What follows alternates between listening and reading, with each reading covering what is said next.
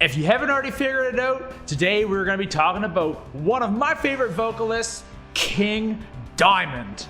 And we are going to be talking about his album, Abigail. King Diamond was originally the singer of Merciful Fate. Aside from Merciful Fate, he also had his own project under his stage name, King Diamond. Their second record was known as Abigail. One of the things I really like about Abigail is it tells story. I'm gonna read verbatim the first little paragraph that I see on Wikipedia because I can't really sum it up, so we'll read the first paragraph. Abigail tells the story of a young couple, Miriam Natchius and Jonathan LaFay, who move into an old mansion that LaFay inherited. It takes place in the summer of 1845.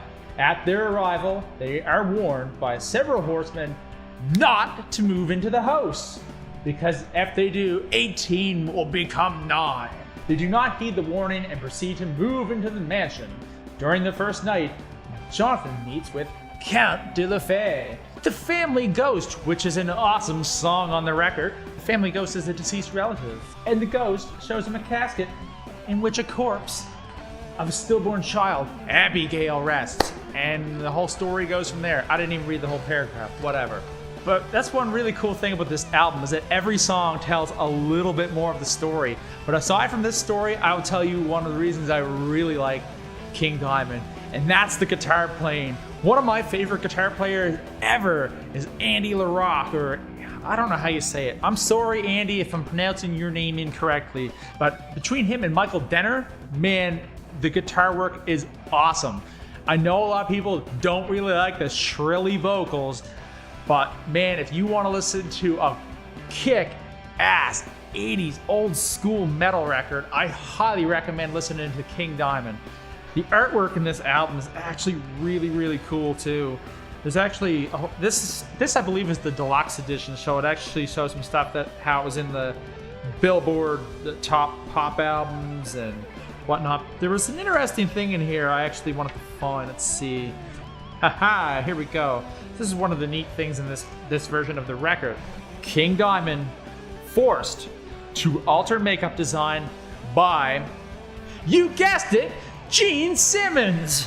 It reads, Master of the Rock Macabre, King Diamond has altered his ghoulish makeup after being threatened with a lawsuit by the ever-busy Kiss lawyers. In a letter to King's representatives, the Kiss people state that King's makeup is an infringement on Gene Simmons' trademark number 130566.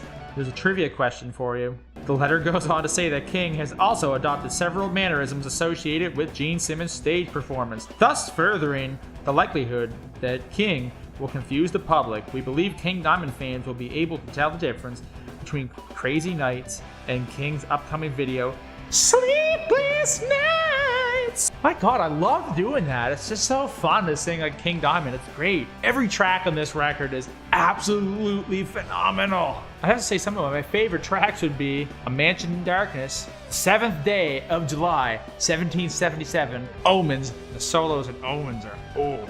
And I'd have to say Abigail for sure. But as much as I love Andy LaRock, one of my favorite moments on Abigail is definitely the end solo in the Black Horseman. Man, it's like that solo is just epic. And that's one thing, like, it's just, you can have all these animals as leaders, you can have your peripheries and all these crazy prog bands, but man, there's just something freaking awesome about old school metal.